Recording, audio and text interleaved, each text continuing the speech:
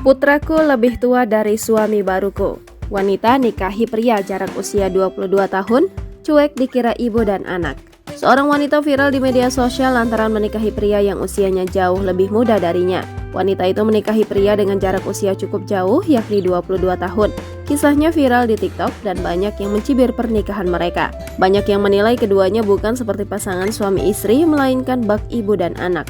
Terlebih anak pertama wanita itu lebih tua usianya dari ayah sambung. Kisah ini viral setelah dibagikan oleh akun TikTok @surprise_delivery_utaka.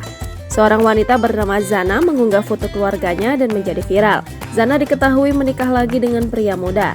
Ia mengatakan anak pertamanya dari suami sebelumnya kelahiran tahun 1998, sedangkan suami barunya kelahiran 2000. Wanita asal Malaysia itu mengatakan dirinya kelahiran 1978. Itu artinya ia dan suami berbeda usia 22 tahun. Zana mengatakan bahwa jodoh itu rahasia Allah. Kini video tersebut viral di media sosial. Banyak yang mengatakan seperti ibu dan anak. Meski tak sedikit yang mencibir, namun Zana memilih cuek tak menghiraukannya. Lewat kolom komentar, ada juga yang bertanya mengenai tahun kelahiran anak ketiganya dan sang cucu yang sama. Ternyata, dari pernikahan keduanya ini, Zana sudah dikaruniai seorang anak.